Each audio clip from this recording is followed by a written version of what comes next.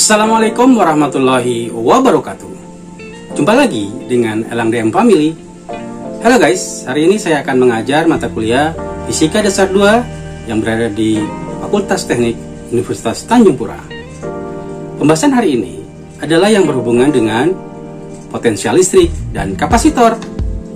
Nah, sebelum saya mulai guys, jangan lupa ya untuk subscribe dan bunyikan loncengnya guys, supaya channel kami semakin berkembang. Langsung saja guys, kita menuju mata kuliahnya ya. Oke ya, kita mulai saja pertemuan kita hari ini. Kita akan masuk di pembahasan bab 2 yang berhubungan dengan potensial listrik dan kapasitor. Ya, potensial listrik dan kapasitor ini adalah bagian yang tidak terpisahkan dari bab 1. Karena apa? Karena ada hubungannya dengan energi, ya. Nah, persoalan potensial listrik dan kapasitor. Jadi kalau kita berbicara medan listrik, jadi pembahasan bab 1 itu kan hukum Coulomb dan Gauss, ya. Sebetulnya di dalamnya ada medan listrik, nanti, tapi persamaannya tidak terlalu sulit untuk kalian mengerti, ya. Nah, bahwa muatan dalam ruang yang mengandung medan listrik itu, bila dia mengalami penambahan energi kinetik yang misalnya awalnya 0, ya, kemudian menjadi suatu nilai atau tidak 0, atau yang awalnya dia diam dan kemudian dia bergerak, maka pertambahan energi kinetik itu mungkin saja, ya, disebabkan oleh dua kondisi. Yang pertama adalah ada kerja luar yang bekerja pada muatan, atau ada energi lain yang mengalami pengurangan. Jadi bisa disebabkan oleh hal eksternal dan juga bisa disebabkan oleh hal internal, ya. Nah, pembahasan ini nanti akan banyak, dan saya fokus nanti di bagian kapasitor, ya. Saya akan fokus di bagian kapasitor karena nanti kapasitor itu ternyata pada prosesnya bisa mengartikan banyak hal, ya. Nah, kalau kita lihat bagian per bagian atau subbab dari bab 2 ini, ya, berbicara tentang definisi energi potensial, ya, apa itu energi potensial, bagaimana hubungannya dengan medan listrik. Nah, maka, ya, yang berhubungan dengan, misalnya berhubungan dengan partikel bermuatan listrik yang berada dalam ruang hampa. Nah, biasanya ruangan itu mengandung medan listrik yang memiliki energi potensial listrik. Jadi kalau kita berbicara medan listrik, maka biasanya memiliki energi potensial listrik, ya. Nah, kemudian ada persamaan yang bisa kita gunakan berhubungan dengan definisi energi potensial, ya. Nah, apa itu? Bahwa energi potensial, ini persamaan 21 ya. Energi potensial listrik itu berhubungan dengan apa? Itu berhubungan dengan energi potensial pada suatu kondisi posisi tertentu, misalnya R0 posisinya, ya. Nah, posisinya itu bisa macam-macam, disebabkan oleh apa? Disebabkan misalnya oleh adanya bahan yang digunakan, ya. Atau misalnya pada suatu kondisi yang jaraknya dibatasi misalnya, ya. Nah, sehingga pada persamaan ini kita bisa ketahui bahwa energi potensial listrik total itu adalah energi potensial listrik awal, ya, kondisi awal, ya, dikurangi dengan apa? Dikurangi dengan integral muatan dikali medan listrik, ya. Diintegralkan terhadap apa nih? Terhadap jarak, ya. Ini poinnya, semuanya ini bermain di vektor, ya. Di pertama kita dan yang kedua itu sudah saya informasikan, kalau kita berbicara vektor, berbeda nilainya bila kita tidak memperhatikan hal itu, ya. Nah, silakan kalian buka kembali materi ini nanti, ya, setelah perkuliahan, sehingga materi kalian jadi lebih mantap, ya. Nah, sekarang kalau kita lihat, ya, kalau kita akan menghitung energi potensial pada suatu partikel atau pada sebuah partikel yang bermuatan Q dengan jarak tertentu dengan pada muatan lain, ya. Jadi ada jarak pada satu muatan atau di sekitar muatan, maka kita bisa pakai hukum ini nih, hukum Coulomb. Ya, untuk apa? Hukum Coulomb untuk kuat medan listrik yang berada pada muatan, yaitu 1/4 V sigma 0, ya, atau 9 kali 10 pangkat 9 Q per R kuadrat. Q-nya adalah muatan, ya, dan R-nya adalah jarak yang akan kita ukur dari titik pada suatu titik terhadap muatan yang ada, gitu ya. Nah, kemudian kita bisa lihat ilustrasinya di sini nih, ya. Menentukan energi potensial muatan Q di sekitar muatan Q besar. Nah, ini Q-nya muatan Q besar, yang Q kecil, ya ini sama-sama nilainya ya. Kemudian kita ingin tahu berapa energi potensial muatan Q kecil itu, yang warna merah ini ya. Maka akibat dari adanya muatan di sekitar muatan yang lain mengakibatkan muncul atau timbulnya energi potensial muatan pada suatu muatan tertentu, ya. Jadi misalnya kalau di sini ada muatan, di sini ada muatan, kita bisa lihat efeknya. Jadi ini persoalan yang kemarin sudah kita pelajari, ya, dari gaya Coulomb, ya. Nah, kemudian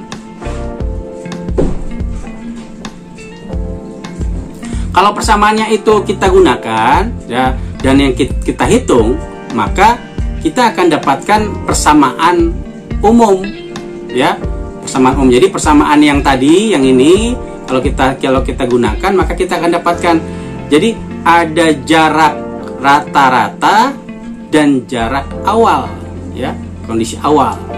Nah, sifatnya sebetulnya muatan itu tidak tetap jaraknya, kan akan berubah-ubah, ya, akan berubah-ubah. Dan muatan itu selalu dinamis, ya, tidak statis. Jadi kalau statis itu diam terus, dia bisa bergerak, bisa berubah, ya. Nah, sehingga pada waktu kita mengkondisikan energi potensial terhadap jarak, ya, maka kita bisa lihat ilustrasinya di sini nih, ya. Jadi ilustrasi dari energi potensial muatan terhadap fungsi jarak. Jadi kalau kita lihat, ini sebetulnya sudah kemarin saya itu kan ya, saya lontarkan pertanyaan itu pada kalian, bahwa ternyata pada waktu kita berbicara jarak dan muatan, maka semakin dekat jari-jarinya atau semakin dekat itu sebetulnya muatannya itu semakin apa? Energi potensial itu semakin tinggi, dan semakin jauh dia. Jadi antara satu muatan dengan muatan lain semakin jauh, maka kalau kita perhatikan, ya, energi potensial semakin apa? Energi potensial semakin kecil.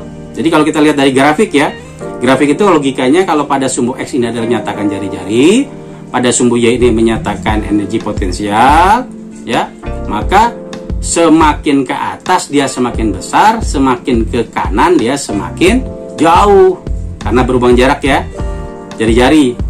Nah, akibatnya apa? Kita bisa baca bahwa pada waktu jari-jarinya anggaplah masih rapat, masih mendekati 0, maka muatannya atau energi potensialnya itu, ya, semakin apa? Semakin besar.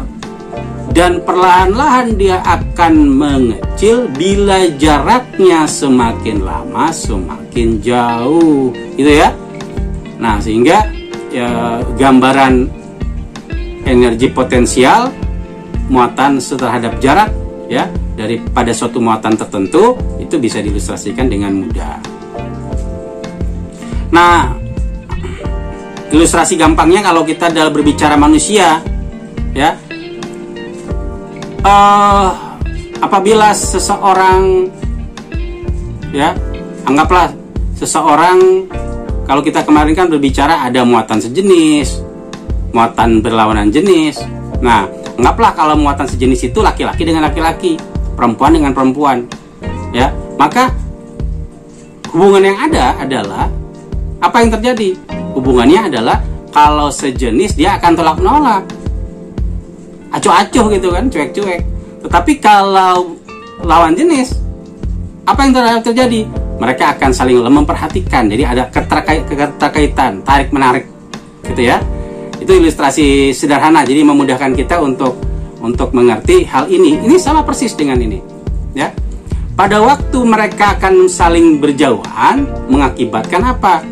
Mengakibatkan, ya, energinya kurang, ya. Semakin dekat energinya semakin tinggi, semakin kuat, gitu ya. Nah, sekarang kalau kita lihat ilustrasi contoh, ya, ada contoh di sini, ya. Contoh, sebuah bola konduktor dengan jari-jari R memiliki muatan Q. Jika sebuah muatan Q berada pada permukaan bola, energi potensialnya yaitu U0 akan menentukan energi potensial muatan Q pada sembarang jarak dari pusat bola. Nah, kalau kita pakai kuat medan listrik di luar bola, ya, dengan hukum Gauss, maka kita pakai persamaan ini, ya. E sama dengan 1/4 V sigma 0 kali Q per R kuadrat. Ini tadi persamaan yang sudah disebutkan. Tetapi kalau kita berbicara energi potensial yang dimiliki muatan pada jarak dari pusat bola, maka kita pakai persamaan yang bawah, ya. Nah, persamaan ini kalau kita selesaikan dan kita gabungkan, persamaan E-nya kita masukkan di integral itu, maka dia jadi persamaan total baru. Ini pengembangan persamaan dari persamaan yang ada, ya. Jadi tidak terlalu sulit untuk kita pahami. Nah, sekarang kalau persamaan itu kita selesaikan, maka kita akan dapatkan ini nih, persamaan terakhir nih, ya, persamaan 25, yaitu energi potensial adalah energi potensial awal yang terdekat, ya, dikurangi dengan Q kecil Q besar muatan, ya, Q1 Q2 misalnya seperti itu, ya, dibagi dengan E4 V sigma 0. Ini kan 1/4 V sigma 0 itu adalah K, gitu ya, konstanta, dikalikan dengan 1/R jarak R besar, ya, dikurangi 1/R kecil, ya. Nah, itu untuk energi potensial. Nah, sekarang kita lihat untuk potensial listrik, ya. Jadi kalau kita berbicara potensial listrik, potensial itu biasanya dalam bahasa sehari-hari, kalau mahasiswa elektro, ya, selain potensial listrik, kita juga mengenal dengan istilah tegangan, voltase, ya, tegangan listrik. Jadi jarang sebetulnya, ya. Jadi jarang kita berpikir apakah sama energi potensial listrik dengan tegangan listrik atau energi potensial listrik. Nah, gitu ya. Jadi ada hal-hal yang lebih familiar kita dengar, tetapi ada juga yang sebetulnya sama saja maksudnya, ya. Itu kan bahasa ilmiah. Jadi sehari-hari kita lebih sering mendengar potensial listrik atau tegangan listrik daripada energi potensial listrik. Nah, misalnya kalau kita berbicara tegangan listrik, ada listrik PLN, ya. Ada tegangannya 220 volt, ada tegangannya 110 volt, ya. Nah, pada waktu kita menggunakan sumber tegangan DC, nah, maka tegangannya misalnya baterai nih, baterai 1,5 volt, ya. Tegangan aki ada yang 12 volt, ada yang 24 volt, ada yang 6 volt, ya, dan seterusnya. Nah, sekarang kalau kita berbicara tegangan yang nampak, yang terlihat, yang sudah kalian kenal, ya, yang berhubungan dengan arus PLN, yang berhubungan dengan baterai yang kita gunakan, ya, atau aki kendaraan yang kita pakai. Nah, jadi apa itu maksudnya untuk tegangan atau potensial listrik itu? Nah, kalau kita berbicara potensial listrik, maka definisinya ini, ya, potensial listrik simbolnya V, ya, VR. Jadi didefinisikan sebagai energi potensial per satuan muatan listrik, gitu ya, energi potensial per satuan muatan listrik. Nah, sehingga persamaannya itu kita lihat di persamaan 26, ya. Ini ya persamaan 26, ya. Jadi potensial listrik itu yang rumusnya VR sama dengan U. U adalah energi potensial, dibagi apa? Dibagi muatan, gitu ya. Jadi potensial listrik itu simbolnya VR, ya. Energi potensial itu simbolnya UR, dan muatan listrik itu simbolnya Q, ya. Jadi V sama dengan U per Q, ya. Energi potensial dibagi muatan listriknya. Nah, sehingga kalau kita berbicara bagaimana muatannya bila berhubungan dengan satu partikel, bagaimana potensial listriknya bila partikelnya itu banyak, atau ada yang berhubungan dengan plat sejajar. Nanti plat sejajar ini nanti ada hubungannya dengan kapasitor nanti ya. Dan misalnya benda yang didistribusi dengan distribusi muatan tertentu misalnya. Ya. Jadi pembahasan poin per poin ini silakan kalian pelajari untuk mengkayakan materi di mata kuliah kita ini, ya. Sebagai gambaran sederhana, ya, kalau kita berbicara potensial listrik oleh sebuah partikel, maka rumusnya E sama dengan 1/4 sigma 0 Q per R kuadrat. Nah, ini yang pada pembahasan awal atau di bab awal, bab 1 ya, ini sudah kita kenal. Ya. Jadi potensial listrik pada jarak R dari muatan ini bisa kita pakai. Nah, sehingga ya VR atau yang kita sebut tadi sebagai potensial itu adalah potensial listrik awal dikurangi dengan integral dari apa ini? Medan listrik. Ya, E itu medan listrik. Integralkan. Kalau integral itu belakangnya ada D ya. Jadi ini artinya diintegralkan terhadap jarak. Nah, sehingga persamaannya bisa kita dapatkan. Ini ya persamaannya. Sebetulnya persamaannya ya sama juga dengan yang tadi. Ya, ini persamaannya.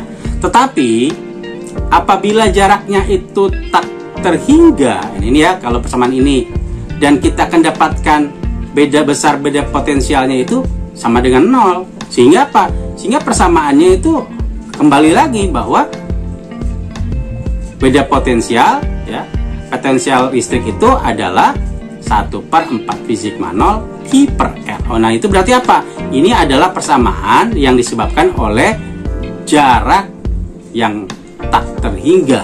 Jadi karena ini akan ada R0 min R gitu ya. 1 R0 itu kalau yang anggapnya tak terhingga, sangat panjang, sangat besar gitu, maka 1/tak terhingga 0 ya. Jadi 0-nya nanti diabaikan kalau kita keluarkan gitu. Nah, bagaimana kalau dia partikelnya banyak?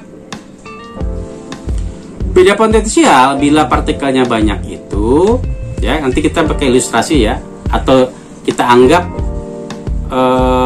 kita pakai aturan aljabar, jadi bisa melakukan penjumlahan potensial listrik yang dihasilkan oleh masing-masing partikel ya, atau juga bisa juga penjumlahan yang besar ya untuk medan listrik yang disebabkan oleh sejumlah muatan gitu ya.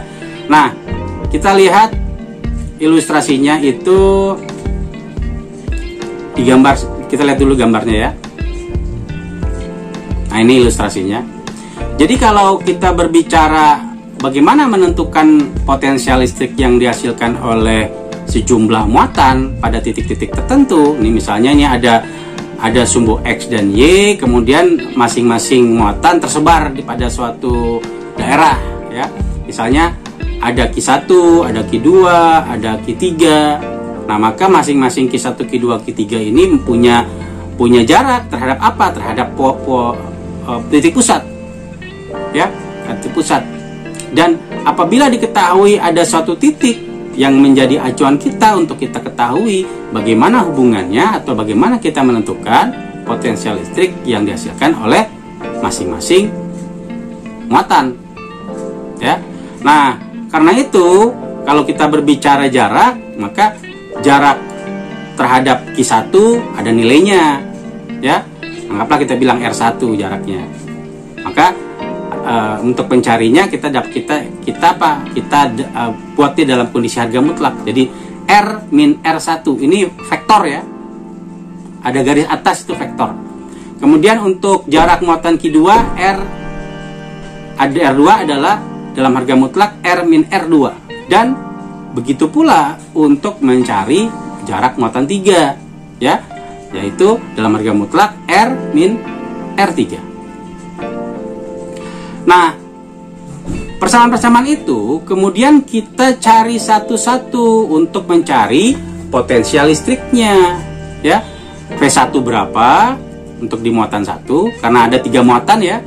V2-nya berapa, V3-nya berapa karena R-nya sudah kita ketahui, Q-nya pun sudah kita ketahui, dan maka persamaan ini bisa kita apa? Bisa kita buat, ya, atau bisa kita tentukan. Nah, sehingga pada waktu kita ingin mengetahui potensial totalnya, itu sama juga dengan jumlah dari masing-masing potensial yang ada di muatan itu. Jadi V sama dengan V1 ditambah V2 ditambah V3, dan di mana V1, V2, V3 tadi persamaannya sudah kita ketahui, maka persamaan totalnya ini bisa kita dapatkan. Itu berdasarkan persamaan, ya. Jadi contoh yang kita bahas barusan itu adalah contoh yang tidak punya nilai, tapi dia bentuknya suatu persamaan, sehingga dari persamaan itu saya diharapkan kita dapat persamaan baru, ya. Nah, sekarang kita lihat contoh realnya. Jadi nilainya ada, ya. Misalnya sekarang ada 3 partikel, ya. Ini ada 3 partikel. Kemudian partikelnya itu pada, anggaplah kita bilang atau kita katakan dia berada pada sumbu, ya, berada pada daerah sekitar sumbu X dan Y dengan nilai satuan jari-jarinya itu satuan meter, ya. Nah, titiknya kalau kita perhatikan di sini muatannya ada, di sini ada titik P, ya, untuk penentu nanti. Kemudian Q1 itu kalau dalam satuan meter dia berada pada skala atau koordinat 0,2, ya. Kemudian Q2 itu berada pada koordinat 2,-3 karena ini ke bawah minus, ya.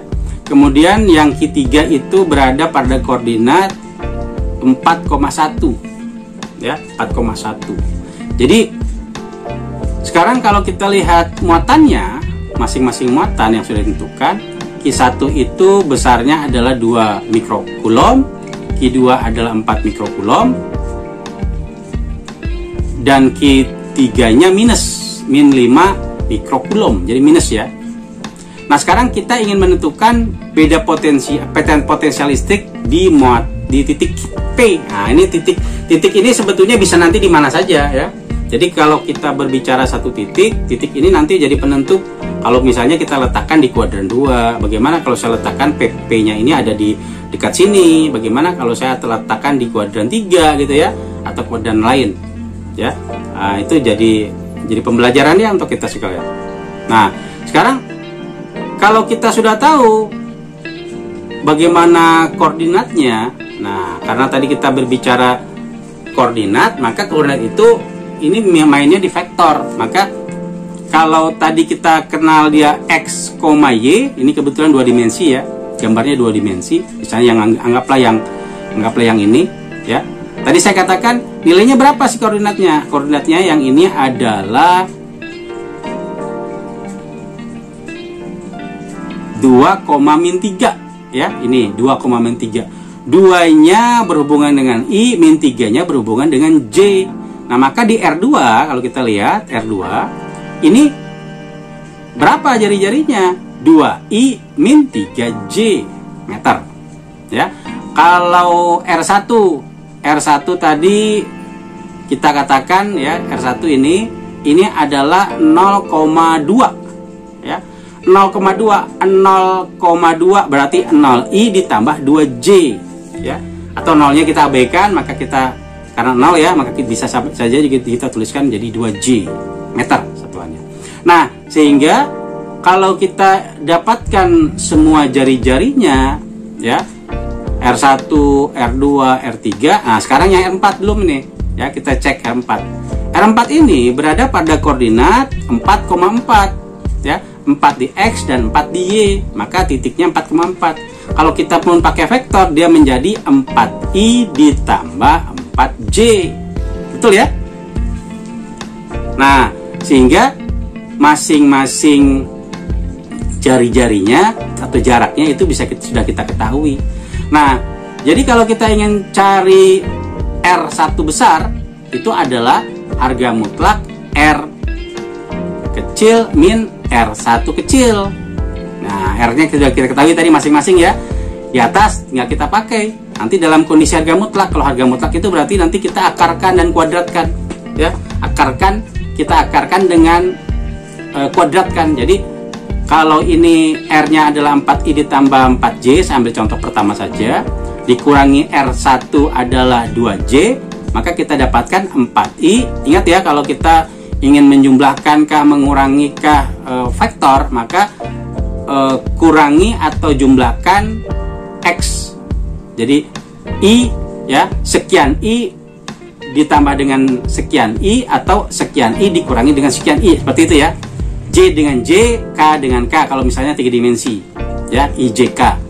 Nah, karena ini 2 dimensi maka I-nya di sini cuma 1, jadi tetap ya 4I. Tapi yang 4J dengan min 2J ini bisa saling mengurangi. Jadi dapatnya adalah 4 kurangi 2, dapatnya 2. Ya.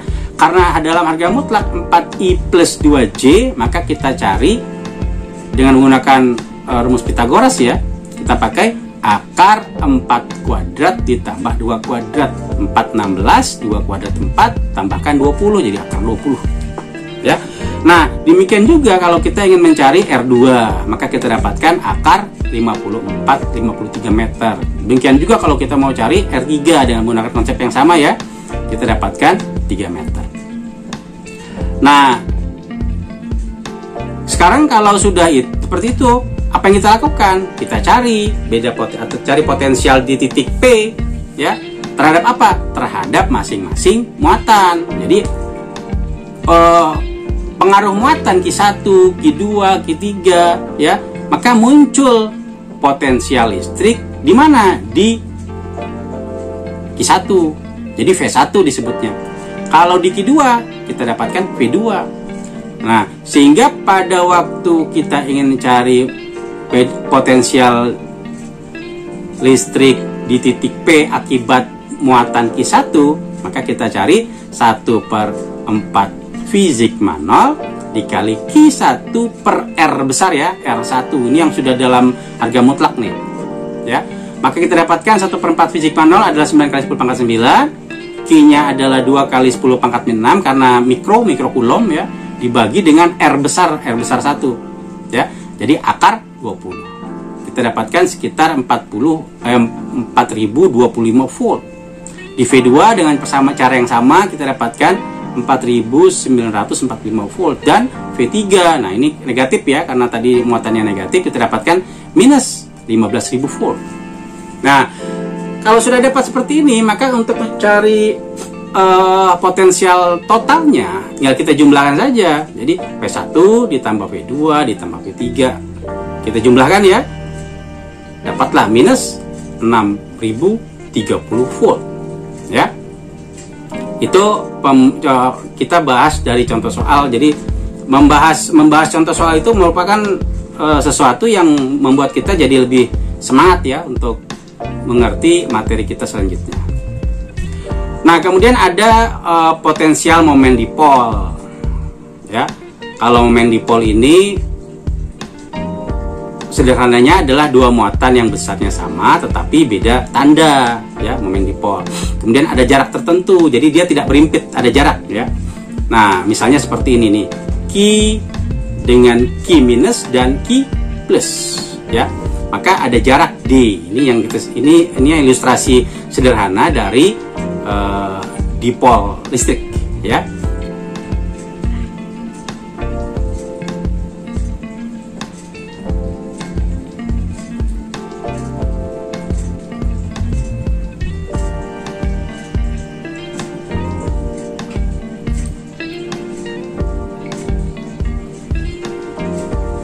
Oke ya, untuk momen dipol ini tidak terlalu sulit. Silakan kalian coba mengerti atau dipelajari satu-satu perlahan-lahan ya. Saya minta kalian proaktif untuk mempelajari materi kita, dan saya geser materi kita ini ya ke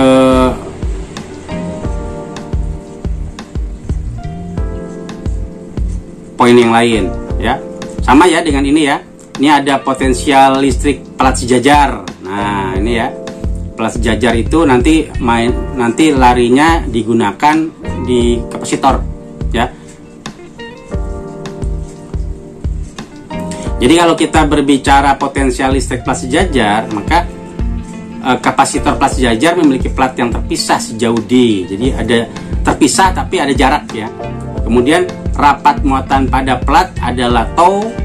Kita akan menghitung beda potensial antara dua plat. Nah, kita bisa pakai kuat medan listrik ya. Ini persamaannya antara dua plat. Jadi kuat medan listrik yaitu rapat muatan untuk plat dibagi dengan permitivitasnya ya, E0.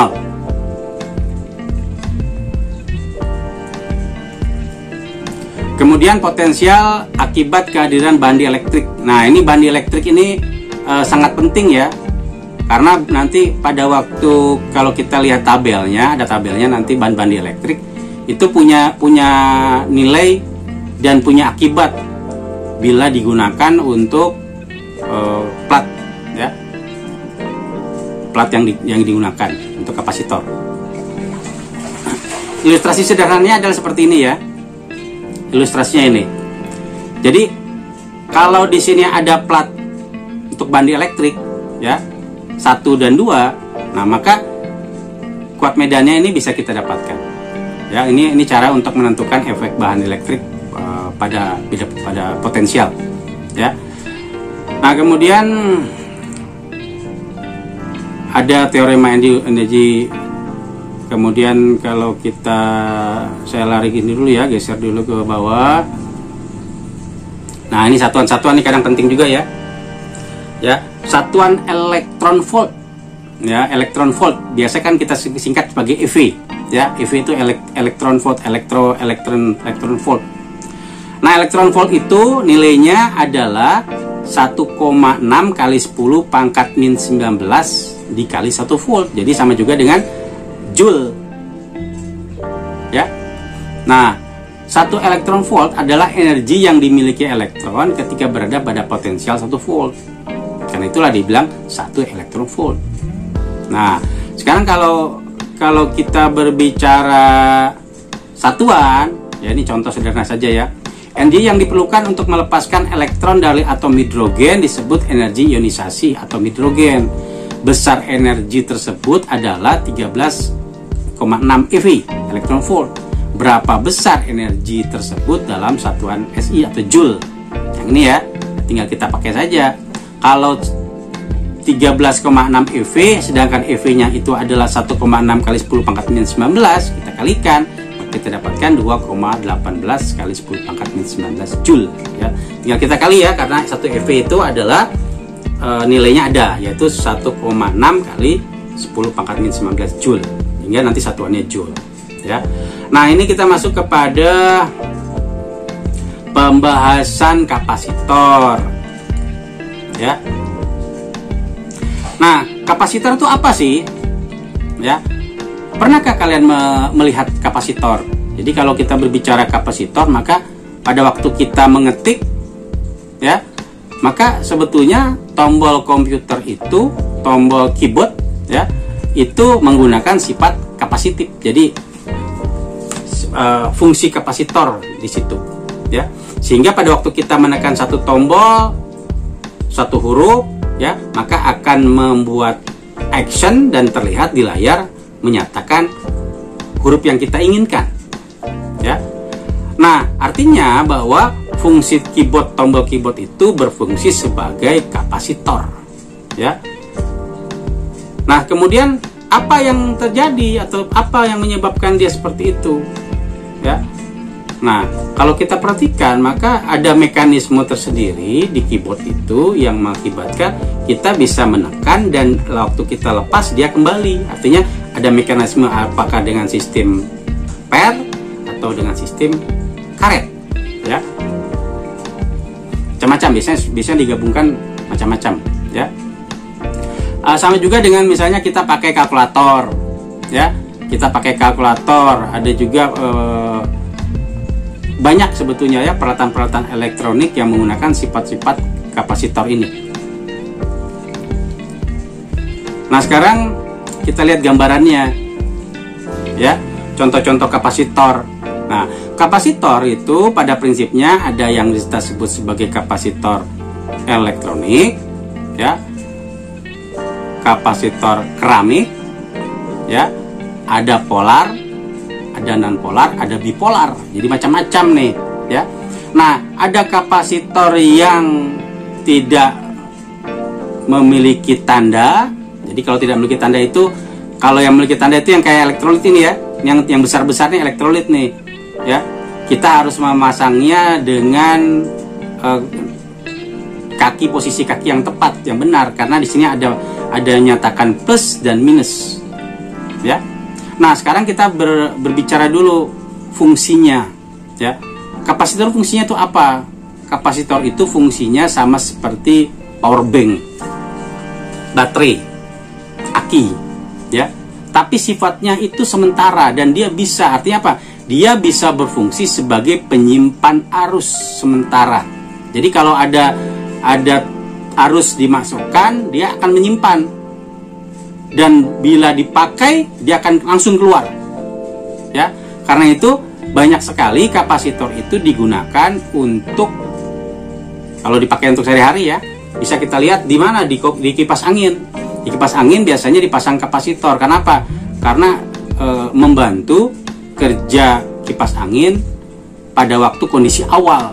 Jadi biasanya pada waktu kondisi awal, energi atau tegangannya itu atau arusnya itu besar ya, dibantulah oleh kapasitor sehingga dia jadi lebih hemat. Jadi kalau kita berbicara pemakaian energi listrik, maka kalau apa efeknya bila kapasitor itu kita lepaskan di kipas angin? Ya, pemakaian listrik di rumah kita akan lebih boros. Apa efeknya bila kapasitor di mesin air itu ya, pompa air itu kita cabut? Nah, efeknya pun sama ya, maka pemakaian listriknya semakin boros. Kenapa? Ada start awal yang dipakai sehingga lonjakan terjadi, tegangan besar. Karena itu biasa kita sebut rumah MCB-nya jeklek, jatuh ya, sikringnya jatuh ya. MCB itu sikring sebetulnya ya, biasanya sebagai pembatas arus. Karena apa? Ada lonjakan tegangan yang tinggi ya. Nah, itu kapasitor. Jadi kapasitor sudah saya jelaskan, sehingga silakan kalian membaca berbagai macam literatur ataupun materi yang ini ya.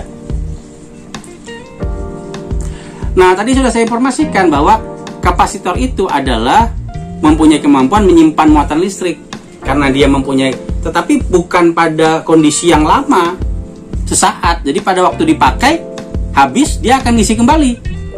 Nah, dia akan menyimpan untuk apa? Dia akan menyimpan, jadi selama kipas angin itu dipakai, dia ngisi lagi, tegangannya full. Dan akan habis bila apa? Bila dipakai untuk kondisi awal gitu. Ya.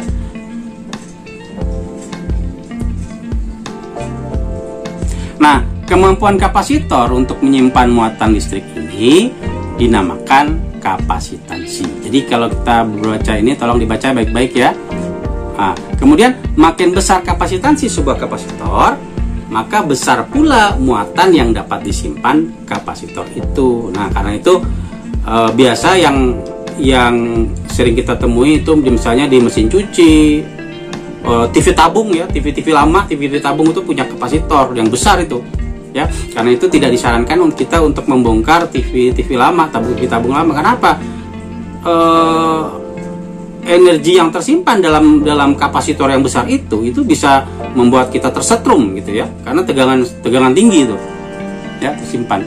Jadi cara terbaiknya adalah kita hubungkan singkat dengan ground, ke tanah, tempelkan ke tanah, dia akan langsung hilang ya, terserap, habis ya. Nah, rumusnya apa? Rumus kapasitansi itu adalah Q per V. Jadi C sama dengan Q per V. C itu adalah kapasitansi, Q adalah muatan yang disimpan di kapasitor, dan V adalah beda potensial antara dua ujung kapasitor. Ya, saya kembali, ini rumus ini penting walaupun sedikit ya, nggak terlalu banyak. Jadi C sama dengan Q per V.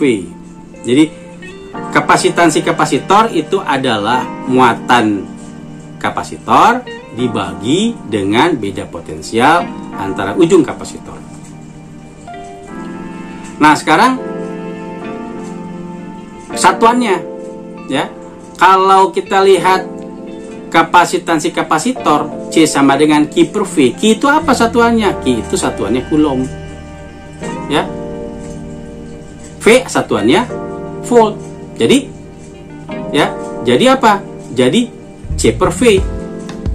C per V itu biasa juga kita kenal sebagai farad. Karena itulah kapasitor biasanya mempunyai nilai, misalnya nilainya 10 mikrofarad, 10 picofarad, 10 nanofarad, ya, 10 milifarad misalnya ya. Jadi pengalinya itu mili, nano, pico, mikro itu pengali ya. Ada pengali min 3, pengali pangkat min 6, pengali pangkat 3 ya. Nah, sekarang satuan farad. Nah, disingkat dengan F besar ya. Jadi 1 farad sama dengan 1 C per V ya. 1 C per V. 1 Coulomb per volt. Nah, sekarang kita lihat tipe-tipe ya. Tipe-tipe kapasitor. Ya. Tipe-tipe kapasitor ini berdasarkan kemampuannya. Jadi kalau kita lihat tadi saya katakan di awal, kapasitor itu punya macam-macam tipe. Jadi ada yang mika, ada yang keramik, ada polistiren, ada polikarbonat, ada tantalum, ada elektrolit ya. Kemudian lain-lain. Nanti di bawahnya ada. Nah, sekarang kalau kita lihat dulu ya, setiap tipe itu punya jangkauan kapasitansi, punya tegangan maksimum dan manfaatnya. Nah, kita lihat dulu secara gampang ya. Jadi mika, jadi tipe kapasitor mika itu 1 picofarad sampai 10 nanofarad. Tegangannya, lihat tegangannya cukup besar ya. 100 sampai 600 volt. Jadi dia bisa nyimpan tegangan sampai sebesar ini nih. Jadi digunakan untuk apa nih? Sangat berguna digunakan pada daerah frekuensi radio. Nah, tapi kalau yang keramik itu yang kecil, bulat-bulat tadi yang keramik ya.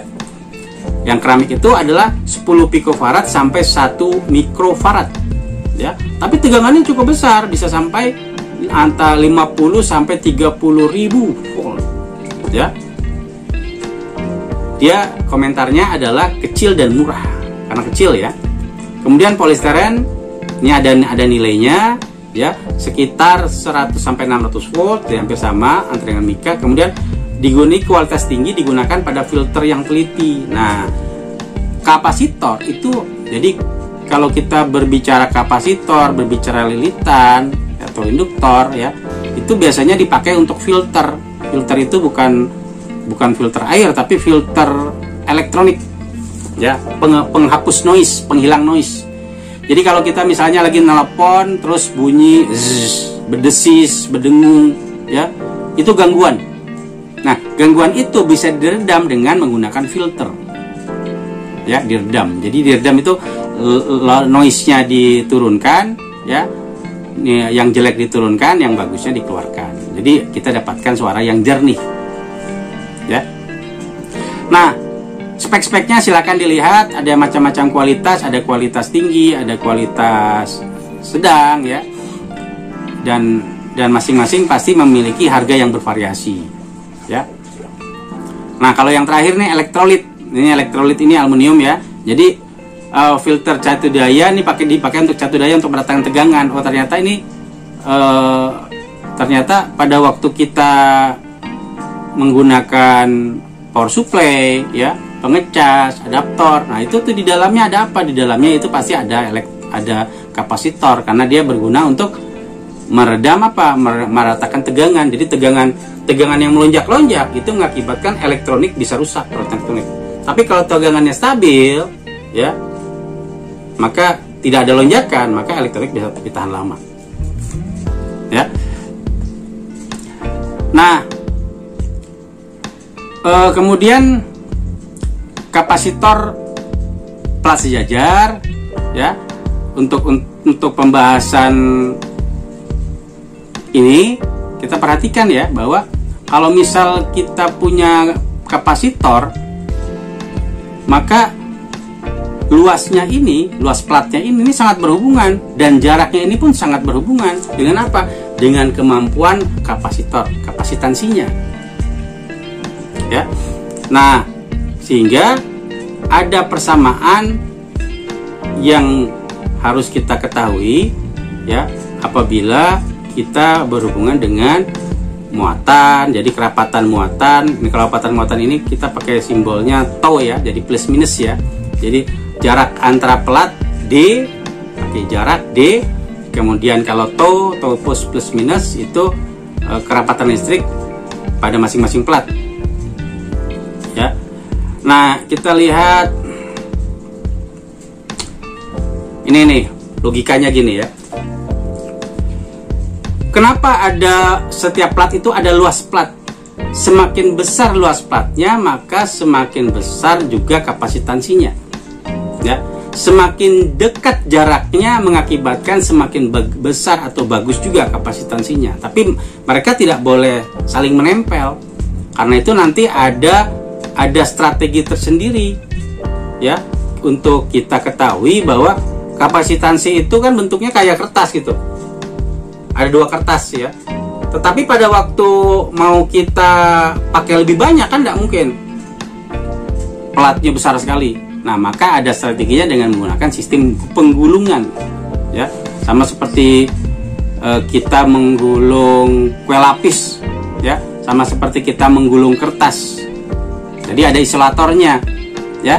Nah, isolatornya salah satu contohnya adalah kita anggap kertas. Ya. Jadi cara untuk memperbesar kapasitansi kapasitor ya adalah dengan cara penggulungan ya, dengan menggunakan isolator di tengahnya. Nah, seperti ini ya ilustrasinya.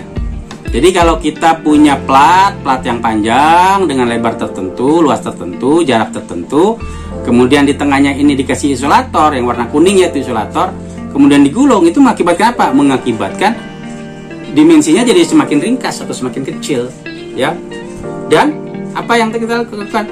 Dan kapasitasnya pun jadi semakin besar, gitu ya. Kalau panjang ini kan menghabiskan ruang, tapi kalau bulat tidak menghabiskan ruang, ya. Jadi dimensinya lebih ringkas. Kemudian ada lagi strateginya selain memperbesar luas plat, yaitu memperkecil jarak antara plat. Itu pun bisa memperbesar kapasitansi. Ya. Kemudian menggunakan bahan dielektrik. Nah, ini ya. Jadi penggunaan bahan dielektrik itu pun sangat mempengaruhi. Jadi kalau kita berbicara konstanta dielektrik yang tinggi dan rendah pada permukaan 2 lapisan plat yang digunakan, itu sangat mempengaruhi kapasitansi kapasitornya. Ya. Nah, konstanta dielektrik ini ada tabelnya, nanti silakan dilihat ya. Jadi ada vakum ya, ini ada nilai konstanta ya, dari nilai konstanta 1 sampai 80 misalnya ya. Kemudian udara, ada parafin, ada karet keras, ada planea ya. Ada kuarsa, ada gelas, ada porselen, ada mika, ada etanol, ada air, ya. Itu semua adalah bahan-bahan dielektrik yang bisa digunakan dan bisa memperbesar apa? Memperbesar kapasitansi kapasitor. Nah, nanti pada pembahasan lanjutan ya, untuk kapasitansi kapasitor itu akan saya jelaskan ya, juga dengan PowerPoint tulisan tangan saya ya. Jadi akan saya tambah ya. Jadi sekarang kita lihat di sini kapasitor, misalnya ini ya. Kemudian ya ada beda potensial, ada potensial atau tegangan ya, ini ground. Kemudian ini salah satu contoh apabila kita berbicara tentang kapasitor bola konduktor ya, ilustrasinya seperti itu. Nah, kemudian ada lagi kapasitansi 2 bola konduktor. Nah, ini kayak gini ya. Kalau tadi 1, ini 2, ada 2 di dalamnya, ada di luar, ada di dalam. Nah, ini tegangannya bisa diukur. Ya, ini yang dipakai.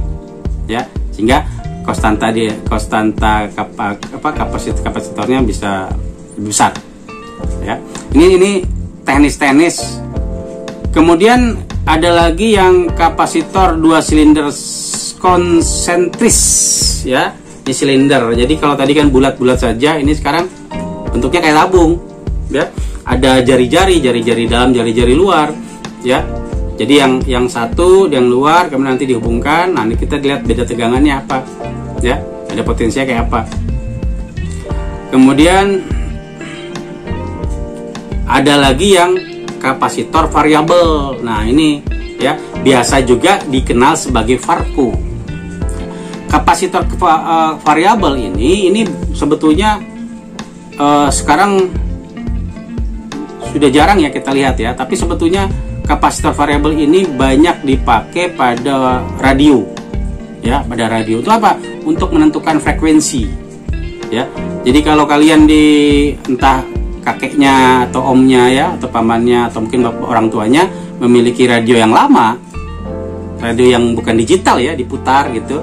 Nah, itu di dalamnya untuk pemutaran mencari ya stasiun satu dengan stasiun yang lain atau gelombang FM, AM, SW itu menggunakan Farco ya, variabel kapasitor. Jadi Farco itu singkatan ya, variabel kapasitor.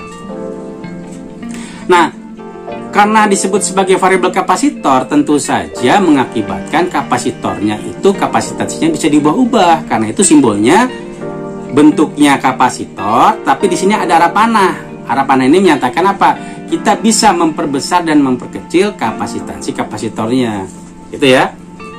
Nah, ada juga ya kapasitor variabel itu di mana? Itu di keyboard. Ya, jadi tidak jauh-jauh ya. Nah, prinsipnya ini, waktu terjadi penekanan tombol, maka antara luas plat itu jaraknya semakin dekat. Jadi kalau semakin dekat dia berpengaruh, kalau jauh dia tidak berpengaruh. Ya, artinya semakin kita dekatkan kapasitansi kapasitornya jadi semakin maksimal, semakin besar. Ya, semakin jauh berarti dianggapnya 0. Atau kalau tidak ditekan, maka jaraknya adalah maksimal terjauh ya, misalnya di 0, tapi pada waktu kita tekan, nah maka kapasitornya itu semakin besar, semakin rapat jaraknya, semakin besar. Saya kira itu saja pertemuan kita hari ini. Jadi minggu depan kita masuk lanjutan, yaitu rangkaian kapasitor. Jadi rangkaian kapasitor ini masih cukup banyak ya. Masih banyak yang bisa kita pelajari untuk bab 2. Gimana guys pembahasan kita hari ini yang berhubungan dengan potensial listrik dan kapasitor, dan juga ada pembahasan soalnya ya. Nah guys, yang suka dengan konten kami silahkan like, komen, dan share ke sosial media kalian, dan jangan lupa untuk subscribe dan bunyikan loncengnya guys ya, supaya channel kami semakin berkembang. Saya tutup dengan ucapan wassalamualaikum warahmatullahi wabarakatuh. Jumpa lagi dengan konten kami yang lain. Terima kasih.